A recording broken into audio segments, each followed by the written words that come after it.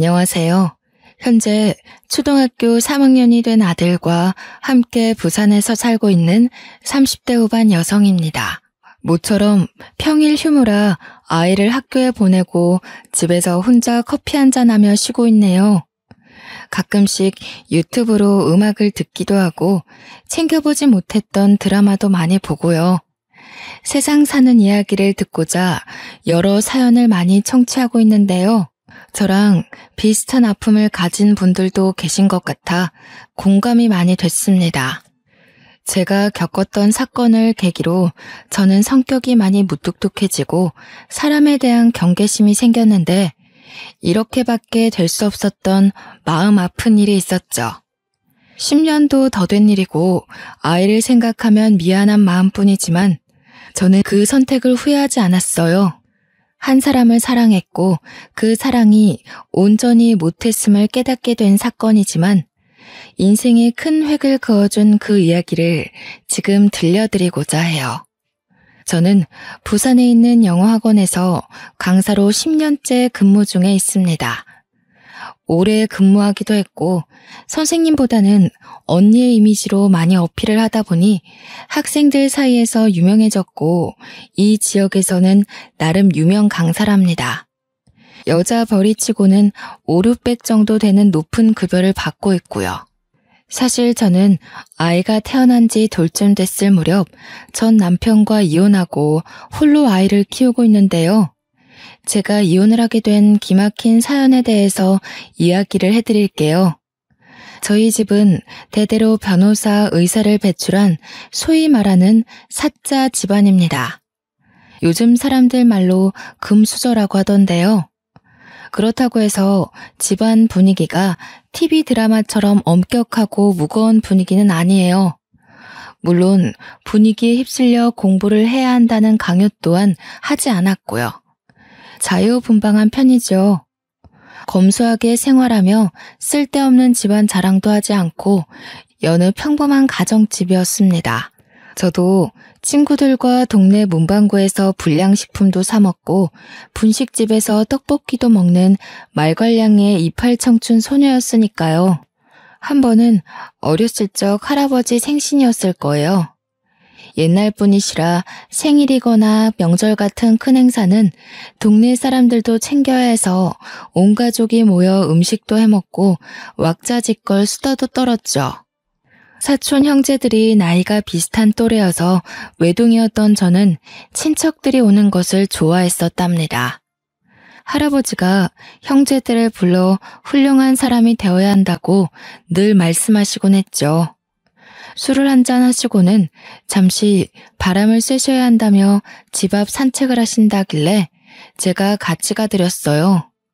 따뜻한 할아버지의 손을 잡고 동네 골목 어귀를 거닐고 있는데 공원 벤치에 앉아 잠시 쉬자고 하셔서 근처 자판기에서 따뜻한 커피 한 잔을 가져와 드렸죠. 지훈아, 이 할아비가 늘 똑같은 말만 해서 지루하지? 노파심에 너희들에게 말을 해주다 보니 듣기 싫어할 수도 있을 것 같아서 말이오. 그래도 이 할애비가 하는 말 곡해하지 않고 잘 알아들을 수 있지? 이 할아비가 싫지 않아? 에이, 할아버지, 무슨 말씀을 그렇게 하세요. 당연한 말씀을 하신 건데요. 할아버지 말씀처럼 저희가 공부 열심히 해서 훌륭한 사람이 되어야 세상 사는 데 있어서 부족함 없다는 걸 누구보다 저희가 잘 아는걸요. 큰아빠댁이나 다른 사촌 형제들 다 그렇게 생각하고 있어요. 너무 걱정 마세요. 그렇다면 다행이구나. 난 우리 손주 녀석들이 꼰대 양반이 또 한 소리 하는구나 아니 꼽게 생각할 줄 알았지. 이 늙은이가 은근히 소심하지? 왜 그러는지 이야기해 줄 테니 잘 들어봐. 그렇게 할아버지는 너털 웃음을 지으시며 말씀을 이어나가셨죠. 증조 할아버지께서는 어려서 부모님을 여의고 어느 양반집에서 머슴살이를 하셨다고 해요. 비록 집에서 심부름과 허드렛 일을 도맡아 하셨지만 양반 댁에서는 오갈 데 없는 어린 할아버지를 거둬주셨고 자식처럼 대해주셨다고 했는데 알고 보니 주변에서 덕망이 높기로 소문난 분들이셨대요. 부산에서 최첨단댁 하면 누구나 알 정도로 덕망이 높은 분들이셨죠.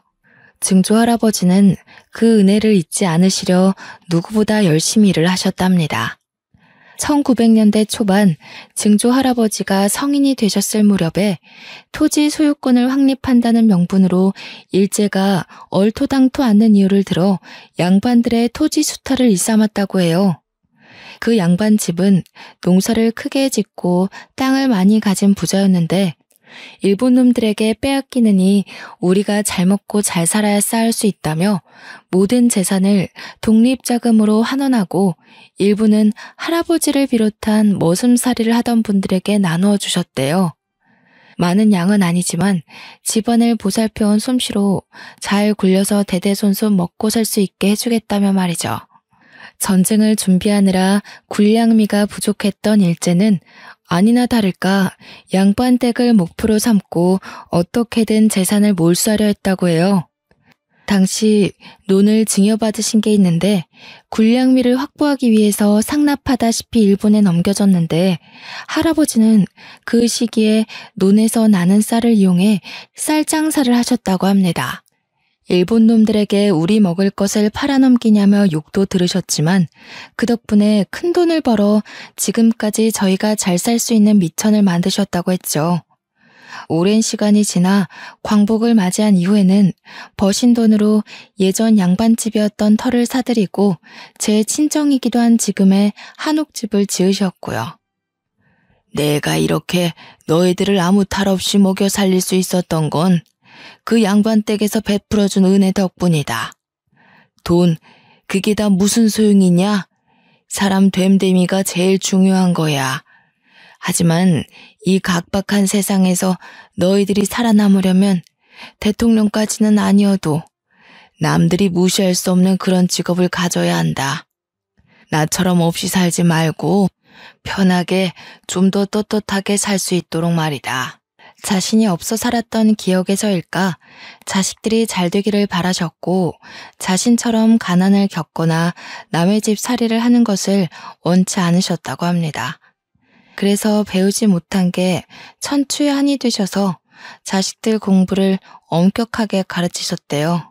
본인이 배운 게 없고 배우지 못해서 머슴살이를 하셨다는 생각이 강하셨죠.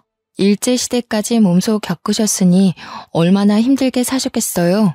그게 할아버지 때까지 내려와 자식들에게 공부를 강요하는 분위기셨답니다. 강압적인 분위기가 싫었던 자유분방했던 아빠는 의사라는 직업 대신 본인이 하고 싶은 일이었던 검사가 되기 위해 법대로 진학을 하셨대요. 지금 제 부모님은 두 분 다 변호사신데요. 검사이셨던 아버지는 연수원 동기이기도 한 어머니와 함께 로펌을 차리려 검사직을 그만두셨죠. 부산에서 직원이 10명 정도 되는 작은 로펌을 운영 중이십니다. 친정 부모님은 법대생 시절 만나 졸업 후 오랜 연행 기간 후 결혼하셨어요. 아무쪼록 유복한 가정 환경에서 자란 저는 부족함 없이 유년 시절을 보냈고요. 지금 생각해보면 할아버지가 왜 그렇게 공부해라 하셨는지 이해가 될 것도 같네요.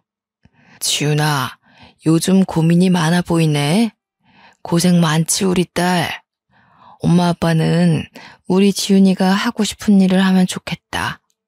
할아버지나 다른 어른들의 말은 중요하지 않아. 너의 의지가 제일 중요한 거란다. 항상 뒤에서 응원하고 있을 테니 너가 하고자 하는 일이 무엇인지 생각해보렴. 그렇게 생각해주니 고마워요, 아빠. 솔직히 나는 아직 무엇을 하는 게 좋을지 판단이 서질 않아요. 내가 좋아하는 것과 잘하는 것.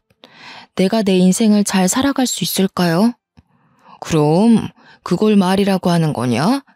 우리 지윤이가 얼마나 똑똑한 딸인데 이 아빠는 어려운 사람들을 돕고 싶어서 변호사가 된 거야.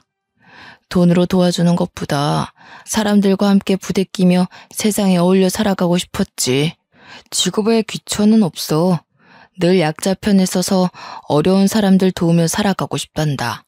그러니 너도 네가 정말 좋아하는 일을 했으면 하는구나. 저한테 늘 용기 주셔서 고마워요, 아빠. 내가 지금은 아니지만 꼭 훌륭한 사람이 돼서 엄마 아빠 호강시켜드릴게요. 우리 지윤이 그동안 고생 많았어. 어른들이나 친척들이 엄마 아빠 따라서 법대 가야 한다고 고집을 부려도 너는 너의 주관대로 살아가줬으면 해. 너가 하고 싶은 것을 하며 사는 게 우리의 바람이야. 착한 우리 딸. 사실 저는 외국어를 배우는 것을 좋아해 어학 관련 자격증이 많았어요. 언어를 배운다는 것은 상당히 흥미가 있었고 언어를 통해 얻는 게 많다고 생각이 됐죠. 그래서 불어, 영어, 일본어 등 3개의 국어를 잘 소화할 수 있었어요. 아버지의 조언 덕분에 저는 제가 하고 싶은 일을 찾기 위해 갖은 노력을 했어요. 덕분에 영어 영문학과로 진학해 영어 선생님에 대한 꿈을 가지게 되었죠. 부모님이 지원을 많이 해주시긴 했지만 틈틈이 아르바이트를 해서 용돈과 학비에 보탰습니다. 아르바이트는 출판사에서 번역을 하는 업무였는데 아주 재미있었고요. 졸업 후에는 서울에 있는 강남의 한 학원에서 영어 강사로 일하게 됐는데요. 주말에는 노인복지회관의 검정고시를 준비하는 어르신들에게 영어도 가르쳐 드렸습니다. 누군가에게 제가 갖고 있는 지식을 알려주는, 가르쳐주는 일이 재미있고 보람됨을 느낀 건 처음이었어요. 손녀가 가르쳐주는 것 같다며 어르신들도 열심히 배우려고 하셨죠. 학원에서 처음에는 직장인 반을 담당했는데 거기서 전 남편을 만났습니다. 남편은 제약회사에서 근무하는 직장인이었고 영어를 배우기 위해 학원을 등록했다고 했죠. 남편과 나이도 같고 생긴 것도 곰처럼 둥글둥글하게 생겨서는 인상이 선했어요. 선생과 제자, 때로는 친구로 이야기를 하다 보니 자연스레 연락처를 주고받으며 연인 사이로 발전하게 됐습니다. 지윤아, 우리 이제 슬슬 결혼을 생각해보는 건 어떨까? 너랑 나도 이제 곧 30이고 자리도 어느 정도 잡았는데 연애 그만하고 나랑 결혼해서 행복하게 살자. 내가 가진 건 없지만 너 평생 행복하게 해줄 자신은 있어. 도훈 씨, 나도 결혼을 긍정적으로 생각하긴 하는데 우리가 과연 잘 살 수 있을까? 마음의 준비가 되지 않은 것 같아서 말이야. 뭐? 나는 너랑 만나는 그 순간부터, 아니, 만나오면서 결혼을 해야겠다고 생각했어. 우리 나이도 나이지만 만날 시간도 오래됐잖아. 결혼을 하면 조금 더 안정적으로 삶을 살아갈 수 있지 않을까? 3년의 연애 기간이 있었고 나이도 나이인지라 자연스레 결혼 이야기가 오고 갔습니다. 저는 집안에 대해 이야기를 하는 것을 별로 좋아하지 않았기 때문에 굳이 말할 필요성을 느끼지 못해 말을 하지 않았어요. 부모님이 로펌을 운영하고 계신다던가 사자 집안이라던가 그게 중요한 건 아니잖아요. 남편은 그저 부산에서 작은 법률사무소 하나를 운영하고 계신다고 알고 있었거든요. 남편에게 들은 시댁은 정말 평범한 집안이었어요.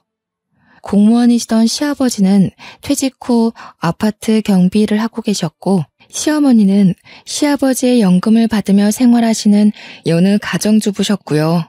서울에 낡은 아파트를 한 채 갖고 계시고 노후 자금을 어느 정도 마련해 놓으신 상태라고 하셨습니다.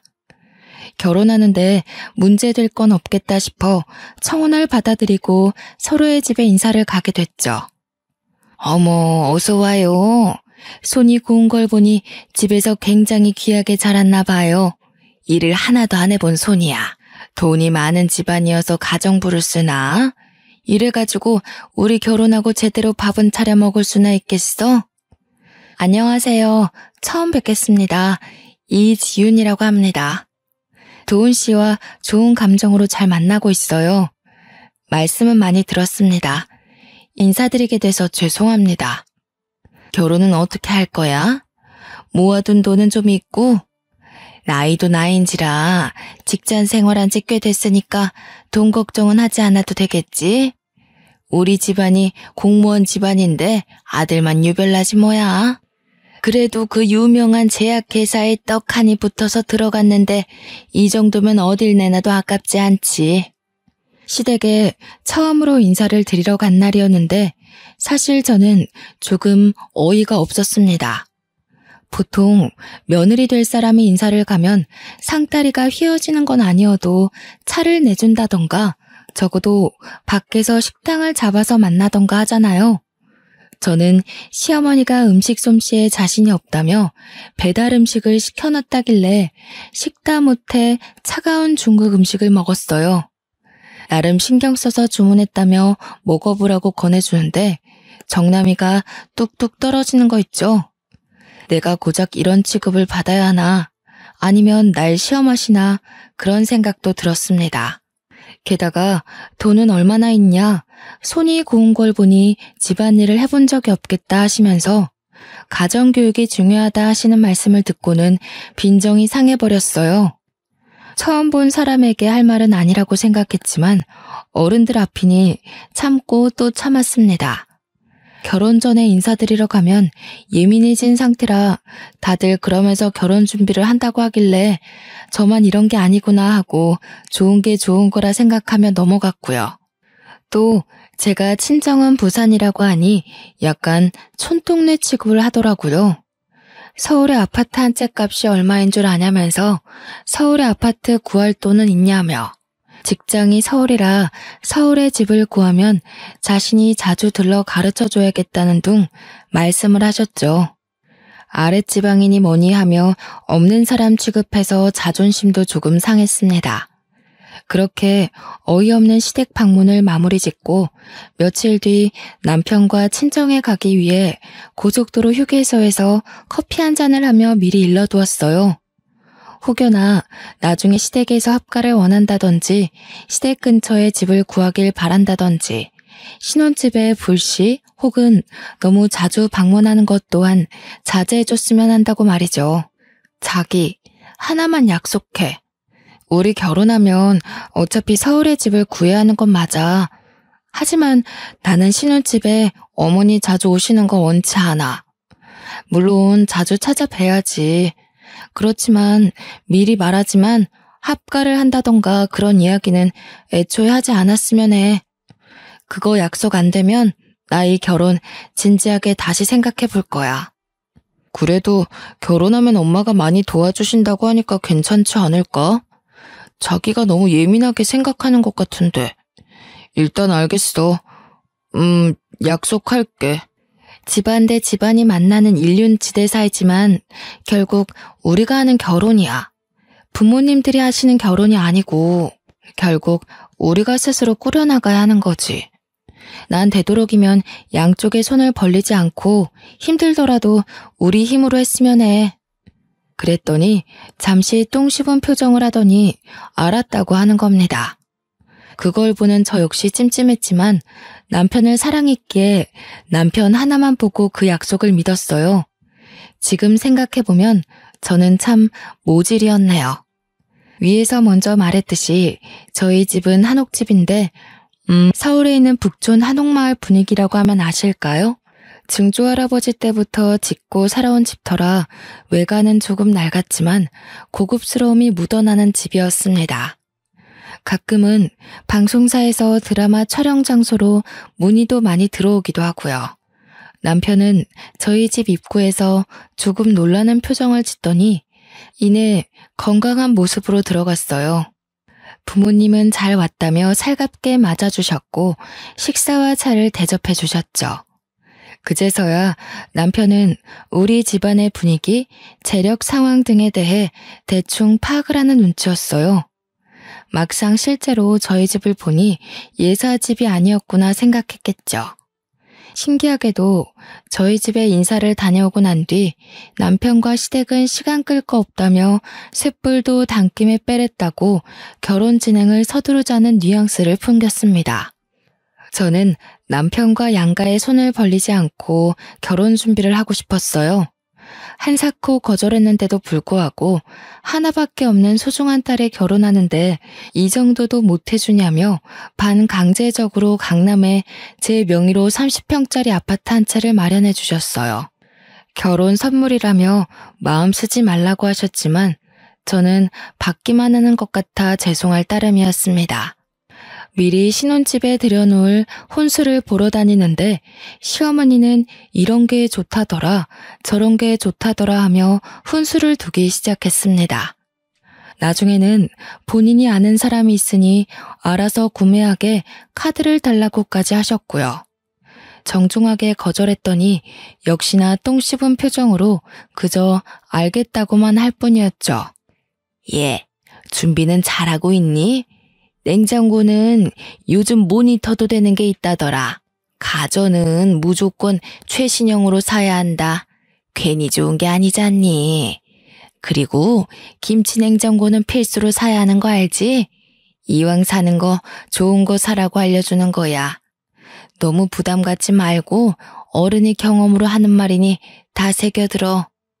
그렇게 몇 개월의 시간이 흘러 저희는 결혼식을 올렸습니다. 허니문 베이비가 생겨 신혼을 즐길 틈도 없이 저는 아이를 임신하게 됐죠. 임신을 하고 몸이 좋지 않아 결국 강사 일을 그만두고 집에서 재택근무를 했습니다. 대학 시절 아르바이트를 했던 출판사와의 인연이 닿아 번역을 하는 일을 할 수 있었죠.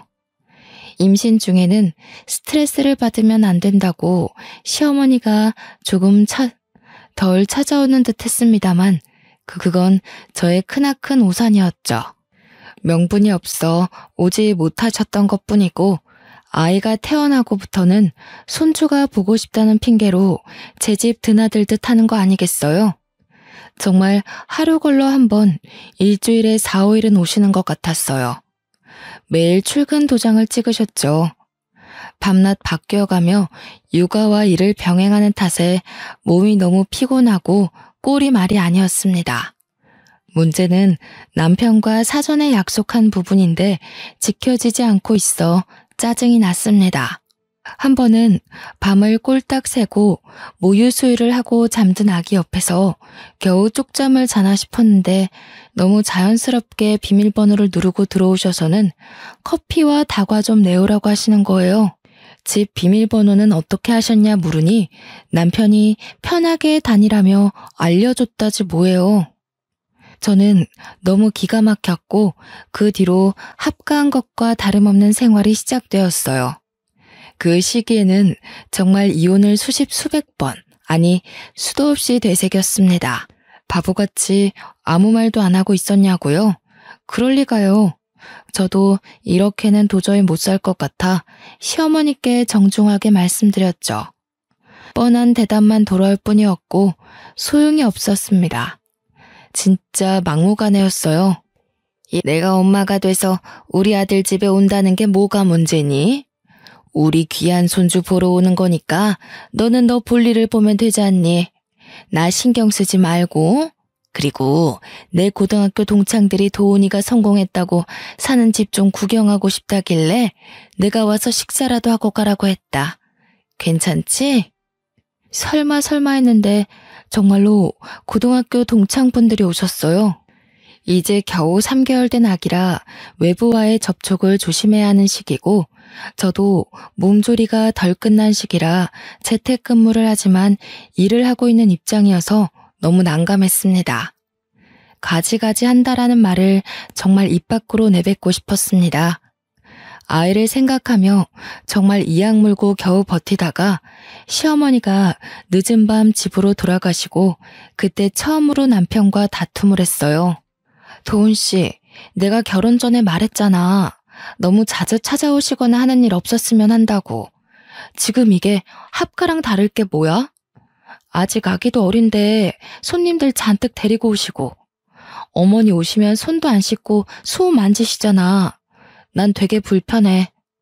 그리고 이 집 우리가 살고 있긴 하지만 엄연한 내 집이야. 편하게 쉴 권리가 있는 내 공간이라고. 뭐? 그래, 당신 명의로 된 집이지.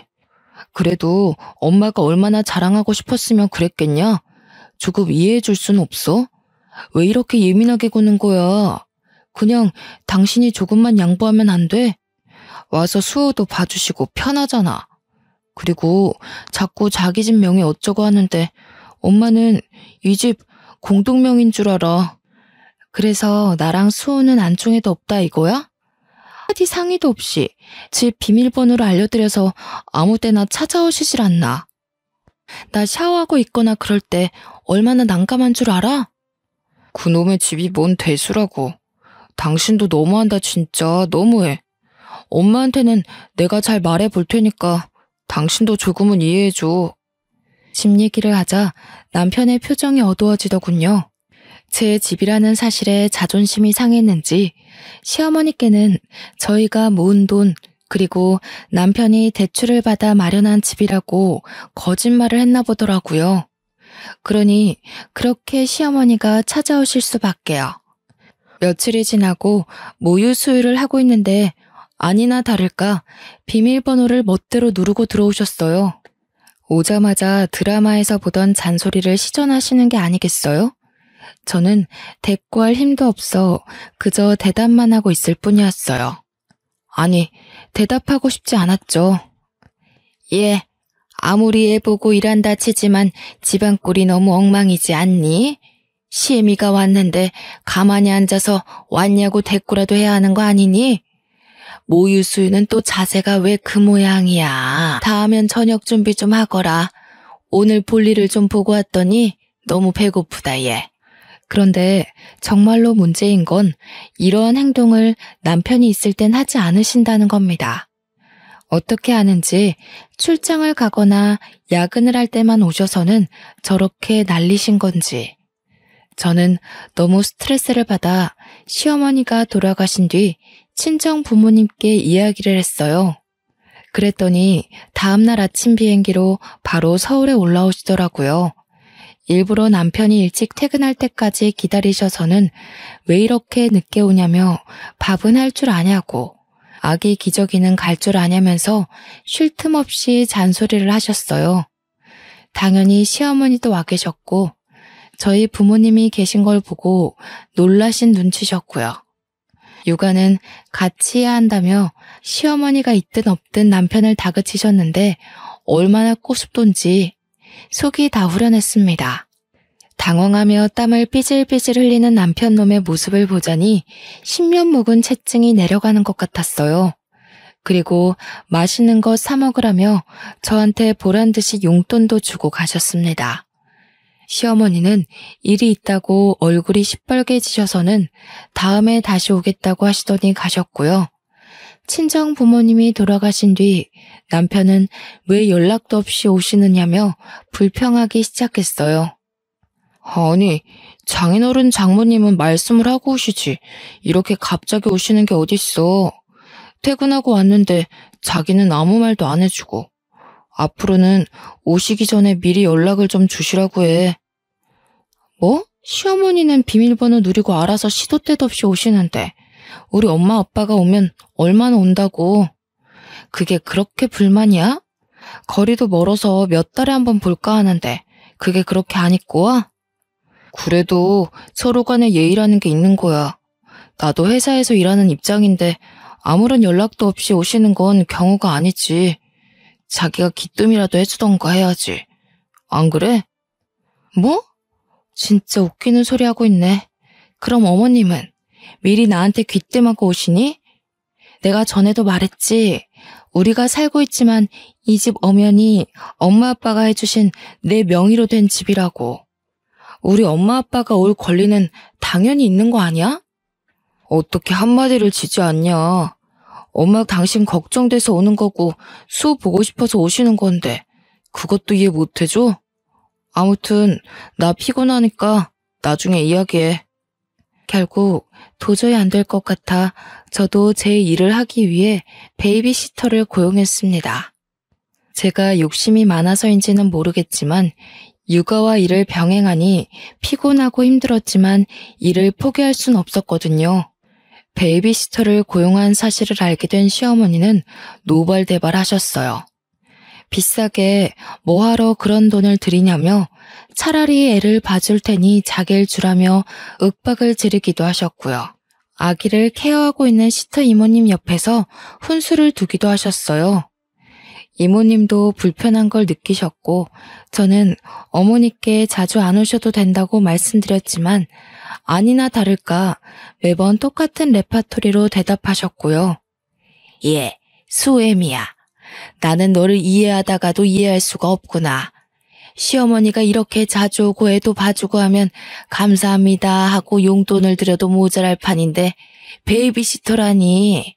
그 사람 믿을 만한 사람인 거야? 어머니, 저 수호 보면서 일도 해야 하고요.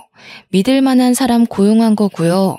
솔직히 어머니 너무 자주 오시는 것 같아요. 막상 오시면 커피 드시고 낮잠만 주무시고 가시는데 수호 봐주시지도 않잖아요. 저 일도 해야 하는데 너무 힘들어서 고용했어요.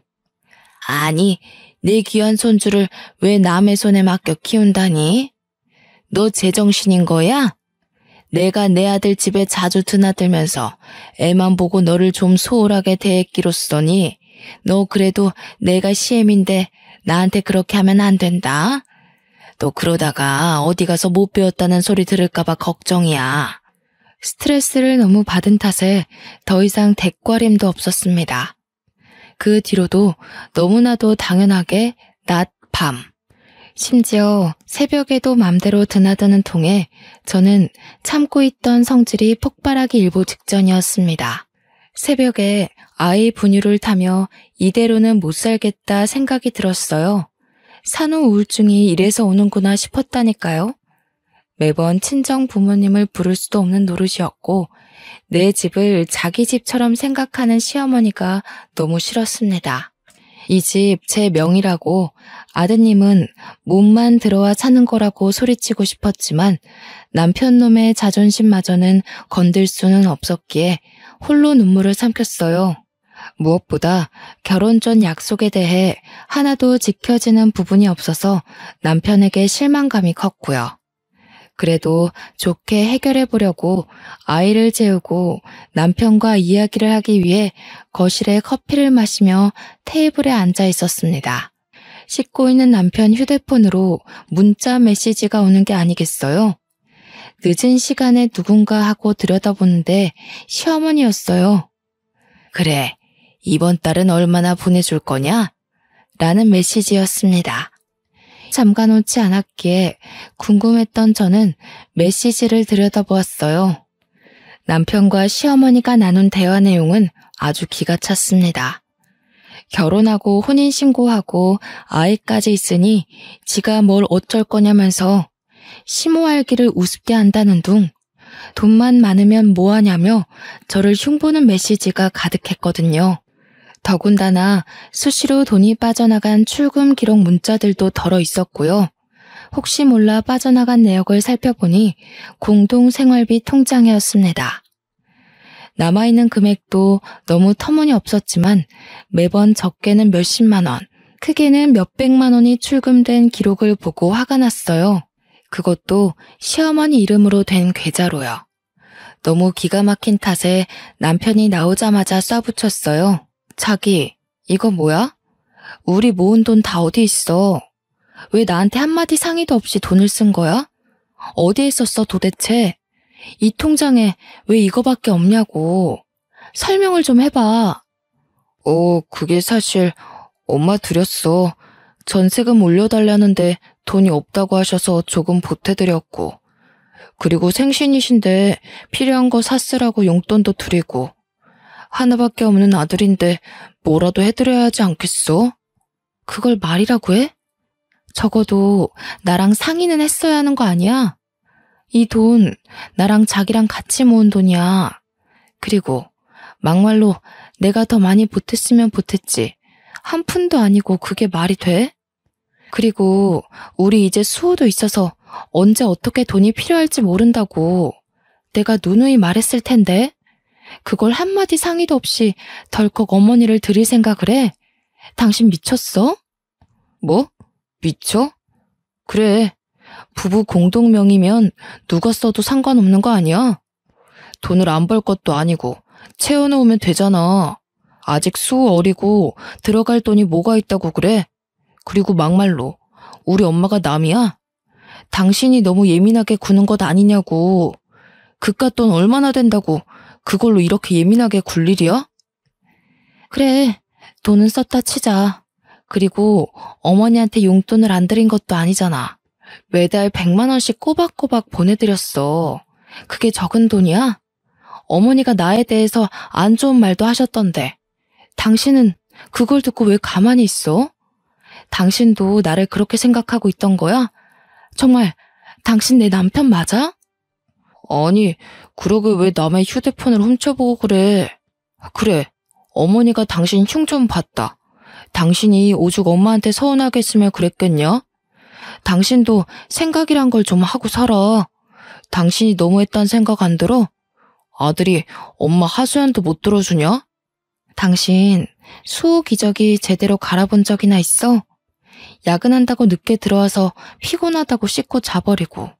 그래, 그래도 이해했어. 피곤할 테니까.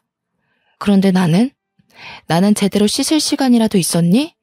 수호 깰까봐 씻으면서도 눈치 보고 막무가내인 어머니까지. 양심이 있으면 자기가 알아서 행동해야 하는 거라고. 내가 어디까지 이해해야 돼? 저는 말도 안 통하고 도저히 안 되겠다 싶어 바로 친정 부모님께 전화했어요. 더 이상 같이 못 살겠다고 짐 싸서 떠날 테니 당장 저를 좀 데리러 오라고 소리쳤죠. 다음날 아침 일찍 비행기를 타고 오셨고 어떻게 된 일이냐며 남편과 저를 나무라기 시작했습니다. 싸움의 전말을 알게 된 부모님은 격노하셨고 무릎 꿇고 앉아있던 남편의 뺨을 때렸습니다. 자네, 내가 그렇게 안 봤는데 실망이 크네. 밖에서 일한다는 이유로 육아에 가담 안 하는 것도 다 이해했어. 남자로서 그럴 수 있다. 100번 1000번 이해했네.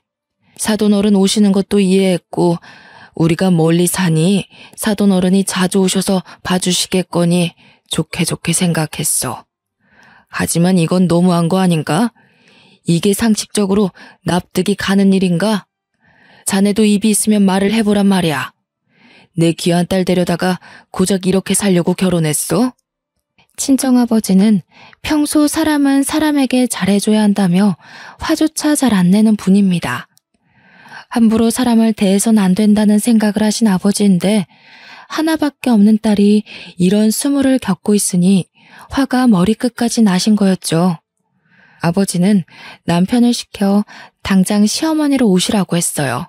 잠시 뒤 시어머니는 익숙하게 비밀번호를 누르고 들어오시며 신경질을 내셨어요. 그 모습을 보고 저희 부모님은 기막혀 하셨습니다. 아니 사돈, 이게 도대체 무슨 경우 없는 일입니까? 내가 내 아들 집에 자주 왔다 갔다 하는 게 그렇게 안 입고 와요? 너는 무슨 일인데 친정 부모까지 끌어들여서 아침부터 이 사단을 만드니? 출가 외인이 어디서 친정에 고자질을 하고 그래? 못 배워먹은 짓이야 그거는. 사부인, 말씀 한번 잘하셨습니다. 그동안 있었던 일 네 다 들었습니다. 이 집 내가 지윤이한테 결혼 선물로 해준 지윤이 명의로 된 지윤이 집이에요. 그쪽 아들 집이 아니라요. 몸만 들어와서 사는 주제 큰 소리 칠 건 아니라고 봅니다만. 뭐? 그쪽 아들? 사돈, 지금 말 다 했어요? 이 집이 우리 아들 집이 아니면 누구 집이야? 웃기는 소리 하고 있어 정말. 당신이 뭔데 그런 소리를 하는 거야? 사돈 어려운 줄 모르시네. 나중에 시집살이를 얼마나 하려고 그러시나 뒷감당할 자신 있어요?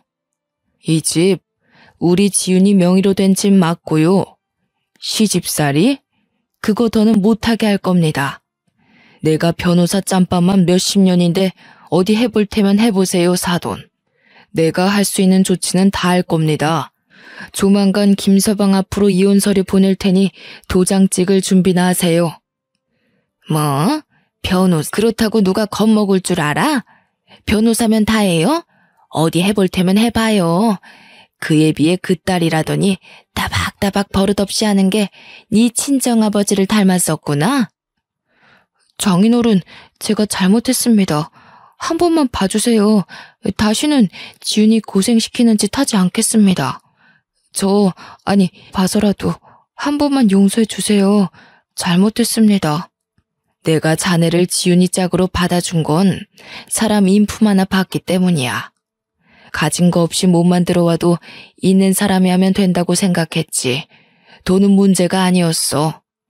자네 하나 믿고 하나밖에 없는 내 귀한 딸 시집 보냈는데 이런 취급 받으면서 산다고 하면 내 가슴이 얼마나 찢어지는지 아나? 자네 그렇게 하는 거 아닐세. 난 이 결혼 물을 테니 마음의 준비하고 있게. 얘 도훈아, 너 나한테 이 집 네가 산 거라며. 네가 모은 돈으로 대출 껴서 겨우 샀다며. 돈 별로 안 들어갔다고 마음대로 오라고 그랬잖아. 너 엄마한테 거짓말한 거니? 사실 그대로입니다. 이 집 지훈이 집이고 오늘 이후로 서로 볼 일은 없을 겁니다. 혹시나 용서라도 바란다면 꿈에도 꾸지 말게. 지훈이 너도 지금 당장 짐 싸. 자네는 지금 당장 사돈을 모시고 이 집에서 나가는 게 좋을 게야. 부모님이 변호사라는 사실을 뒤늦게 한 시어머니는 뒷목을 잡고 휘청거렸습니다. 엄포를 놓는 아버지 앞에서 꿀먹은 벙어리가 된 남편은 시어머니를 모시고 시댁으로 갔고요. 그 뒤로 더 말할 것도 없다며 앞으로 살 길이 내다 보인다고 바로 이혼 서류를 준비했죠.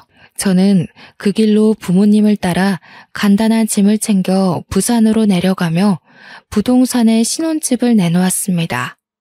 더 이상 살 가치가 없는 집이었고 부모님이 사주신 소중한 집이었지만 부모님도 그렇게 더럽혀진 집 더 이상 살 가치가 없다며 처분하라고 하셨어요. 시어머니는 그제서야 미안하다며 사과를 했지만 저의 결심은 변하지 않았고요. 저는 바로 이혼 서류를 준비해 남편의 짐과 함께 시댁으로 보냈어요. 남편은 미안하다며 시어머니와 함께 부산에 찾아오기까지 했지만 매몰차게 대했어요. 그동안 몰래 쓴 돈까지 뱉어내고 싶지 않으면 조용히 이혼 서류에 도장을 찍으라고 엄포를 놨죠. 처음에는 위자료와 재산 분할을 청구할 거라며 이혼 소송을 하겠다며 완강하게 버텼지만 저희 부모님이 누굽니까? 변호사시잖아요. 말할 형편되면 얼마든지 하시라고 엄포를 놓으셨죠. 그럴 형편이 되질 않았던 시어머니와 남편은 결국 이혼 서류에 도장을 찍었고요. 그 뒤로도 아이가 보고 싶다며 연락을 취해오긴 했지만 그조차 허락을 하지 않았습니다. 남편은 육아에 대한 기여도가 전혀 없었고 아이를 핑계로 어떻게 해볼 속셈인 걸 저는 뻔히 알고 있었기 때문이었죠. 1년쯤이 지났을 무렵 시아버지가 연락이 오셔서는 저에게 사과를 하셨고 아이의 근황이 궁금하다며 사진을 보내줄 수 없냐시길래 몇 장 보내드렸는데요. 시아버지는 고맙다며 괜한 못난 집안의 시집와 고생만 하다가 가서 자신이 미안하다고 다시는 연락을 하지 못하게 하겠다고 하셨죠. 사실 이혼을 하고 난 뒤에도 간간히 아이를 핑계로 남편과 시어머니가 연락을 해왔거든요. 어찌된 일인지 그 이후로는 시댁과 일체 연락을 하는 일이 없었습니다. 지금은 시간이 지나 저도 많이 안정이 되고 괜찮아졌는데요. 아이에겐 미안하지만 그때 이혼하지 않았으면 아마도 지금까지 불행하게 살았을 거예요. 아이에게 좋은 것만 보여주고 싶고 들려주고 싶은 거 모든 부모의 심정이잖아요. 아무쪼록 그 이후로 저는 부산에 정착해 살며 영어 학원 강사 일을 다시 시작했어요. 벌이도 괜찮고 나름 유명해지기도 해서 아이와 함께 만족하며 살고 있죠. 아빠의 빈자리를 느낄 만도 하지만 부족함 없이 키우려 제가 많이 노력하는 걸 아는지 아이는 엄마만 있으면 된다며 오히려 저를 위로해줍니다. 사촌 형제들도 각자 결혼해 가정이 있지만 고맙게도 올케들이 서로 나서서 저희 아이도 같이 챙겨주고요. 아이들끼리도 잘 어울려서 가족의 정을 느끼며 하루하루 재밌게 살아가고 있답니다. 아이는 초등학교를 졸업하면 미국으로 저와 함께 유학도 갈 예정입니다. 저도 따라가 아이의 뒷바라지를 하며 이곳에서의 기억은 묻어두고 올 거고 제가 좋아하는 영어 공부를 좀 더 해보고 싶기도 하거든요. 나중에 유학을 끝내고 돌아와서는 영어 학원을 새로 차릴 거랍니다. 비록 저는 아이를 혼자 키우는 이혼녀이지만 앞으로 더 당당하게 살아가려고 노력할 겁니다. 그게 저와 아이를 위한 길이기도 하고요. 제 인생에는 밝을 날만 가득할 거라고 굳게 믿고 있어요. 제 긴 사연을 읽어주셔서 감사합니다. 여러분도 항상 행복하시길 바래요.